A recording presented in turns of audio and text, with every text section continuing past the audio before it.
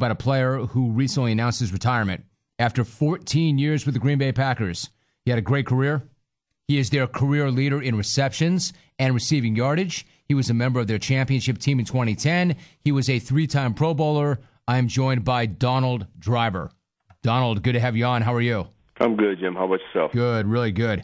Got to get your thoughts on what that ceremony was like. It was really amazing. The send-off itself with the governor, the mayor, the announcement of a statue, the changing of a street name to Donald Driver Way. I mean, taking all of that in, what did that all mean to you, and what was that like?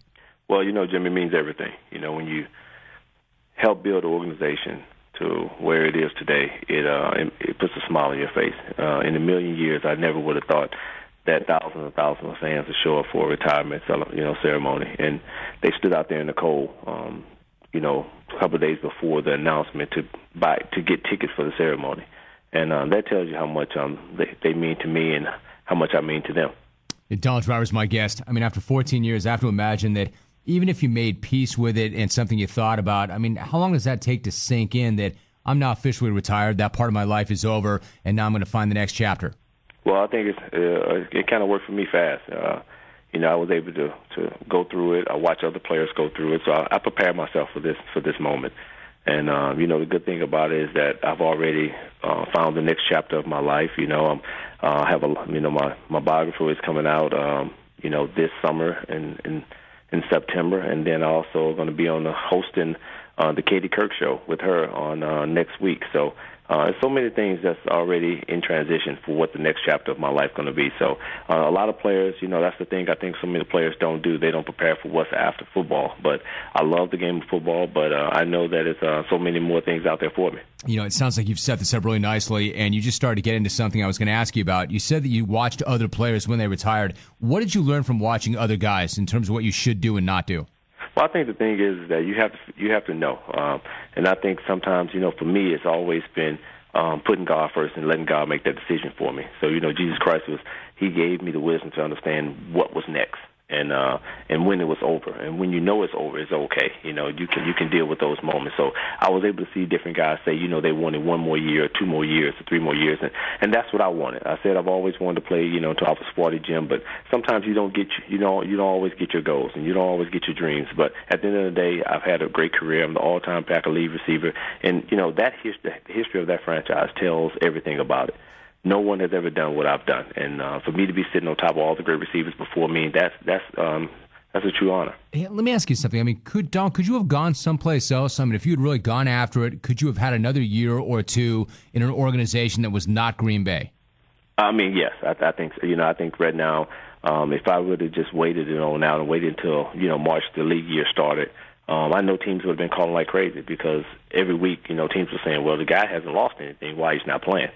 And I know the business side of it. You have to let the younger players play. You're paying these guys millions of dollars, and you can't just have them sitting on the sideline. So you respect that decision. But I told them, when my opportunity presented itself, I stepped up and made the plays that I need to make, and I haven't lost anything. I think that's the thing. People sometimes your age catches up with you before your talent does, and that's what happened to me. All right, so what happened? If you haven't lost anything and the phone was going to ring and the teams would have an interest, why not pursue that?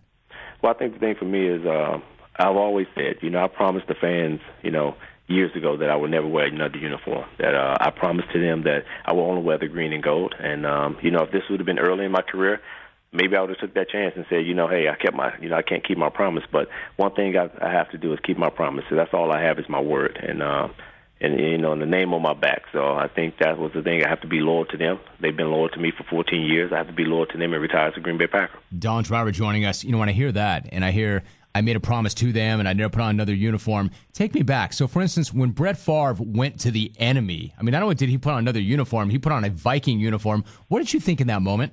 It didn't bother me because I didn't look at him as sometimes I don't look at the game as being, okay, he's a Viking now, I'm a Packer. I didn't look at that. We was friends. So at the end of the day, I supported him whatever he did. He wanted to play, and I supported. If that was not in Green Bay, then you go somewhere else and play. And I think he would have did the same thing for me. I've talked to him, and he said, if you feel like you still want to play, then go play because you don't want to ever question yourself, 3 or 4 years from now saying, I wish I would have did this. So I was able to sit back and just take it all in and say, hey, something? I'm good. I'm fine right here in Green Bay. Donald Driver is the Packers' all-time leader in receptions and receiving yardage. Just announced his retirement. You know, Green Bay is so different from every other NFL city. When you first got there, what did you think about it? Why am I in Green Bay, Wisconsin? Right. That was the first thing. You know, a guy coming from the South, you just don't see it. You know, I'm not used to cold weather, but you know, once I got there and my family, and then we just realized that this is where we need to be. I think God put me in the right spot, because I think if I went to a bigger city, the lifestyle I was living, I think I would have been, I wouldn't have been able to sit back and talk to you and talk about how great of my career I had. I probably would have been one of those, you know, people that they talk about that, oh, this guy's all about himself and he doesn't care about no one else but him, and that's what I didn't want. You know, I could have been, you know, one of those guys that's always in trouble, and I'm not that. No, not at all. I mean, do you think that had you gone to a big city with bright lights, you might have got caught up? You might have made poor choices? Oh, I know I would have, you know, because that's just the way I was. I mean, you know, Jim, I was still selling drugs when I was in college, so it wasn't one of those things that, you know, I thought, okay, if I go to a big city, and even if I think I would have went back to, you know, to Houston, where I was born and raised, or Dallas Cowboys. I mean, I just know that I would have had my friends around, and you know, I think Green Bay was a perfect place for me. I had no one there; it was just me and my wife, and I think that was the perfect place for me, being in a place where it was just, and everybody knows everybody, so you can't hide from that. It's such an honest answer. I mean, it's such an honest answer that things probably would not have gone as well for me. I was still making bad choices, selling drugs in college. And if you've been to Green Bay, like when you go to Green Bay, it's such a small town. And, you know, frankly, it seems to me everybody's into everybody's business. And even if they're not, they know what's going on. So when you first got there, you're right, you had nowhere to hide. What was it like when you first got there in such a small town where everybody's always looking at you? Well, I think for me, it was just, you know, once they find out who you are and what you do, then they tag you, and then everyone's out to see what, you know, the mistakes you're going to make or the positives, you know, you're going to make, and that's what I wanted to do. I just wanted to put a stamp on the positive side of my life. I had the negative side. I've lived those lives. I wanted to change my life for the good, and it worked for me. You know, I'm a great guy in the community. I love the fans. I love the people, and I'm just a down-to-earth guy. You know, I tell people all the time, you know, the way I walked in is the way I'm walking out, and I haven't changed a bit. Donald Driver's my guest. What's it like in Green Bay? I mean, if you go to Green Bay and you see like the Packer greats, you know what I mean? I mean, if you're a Packer and you've won a Super Bowl, I mean, forever you're going to be known as that. I mean, the first time I went there was 1996, and I remember seeing Fuzzy Thurston. I was just blown away by, this is Fuzzy Thurston, this is his bar. You're now one of those guys. It will always be like that. You're going to have a statue, you're going to have a street. What's it like to be that guy in that town? It's amazing. I've never felt the love anywhere else.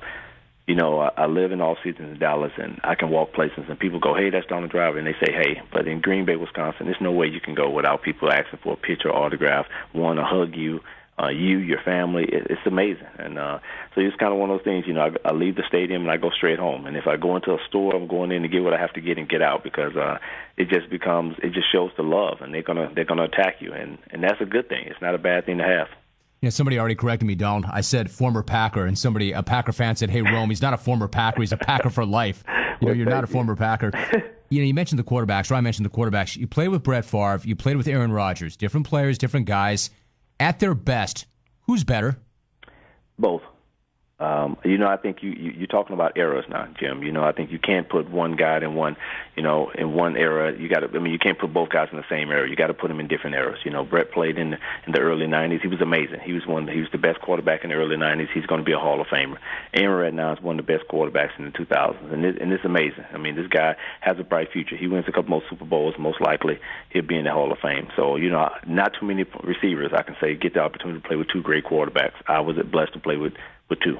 You know, Greg Jennings told me last week, he said, if I had to pick, I'm probably going to go with Aaron Rodgers just because of his decision-making. Mm-hmm. Is there an argument to be made for that? Well, I think you know, Greg played with him more than he played with Brett. So, you know, I think he would probably choose him. Now, if you ask me, you know, who would I go with if, you know, this and that, I would probably say Brett, because I had 10 years with Brett. And, you know, I think that's the thing. The guy you had the relationship with the most is the guy you'll say, hey, I go to war with any day, any time.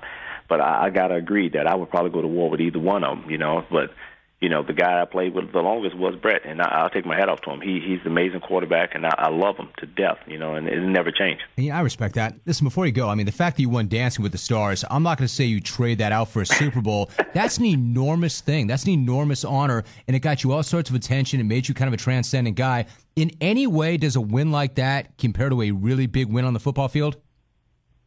I think they go hand in hand. You know, I think for an NFL player, the greatest milestone is to go to the Super Bowl and win and get that Super Bowl trophy. And I'm blessed to say now I have that, and I have that hardware that no one can ever take from me. But I think the thing about this, going on Dance with the Stars, it came at the perfect time for me in my career. You know, no one knew that this whole thing, the transition, was going to happen, but it did.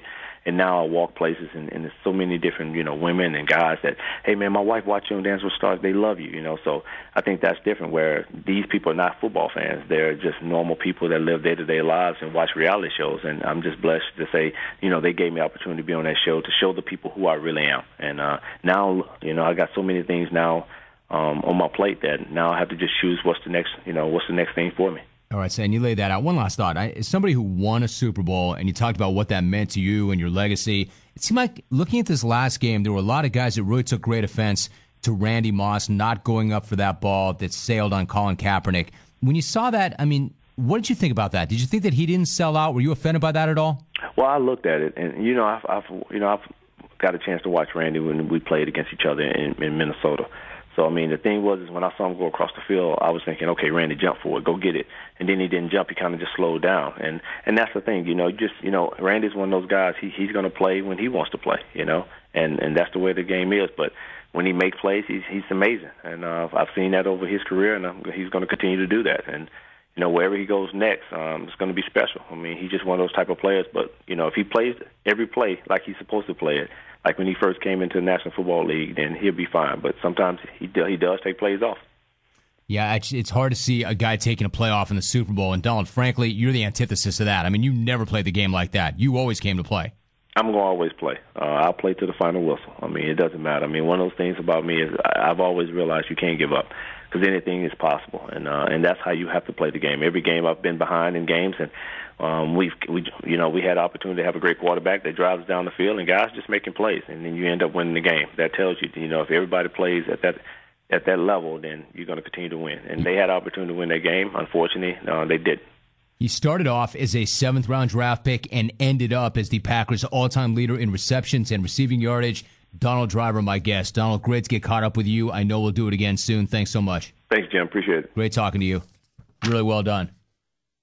That's 12:30.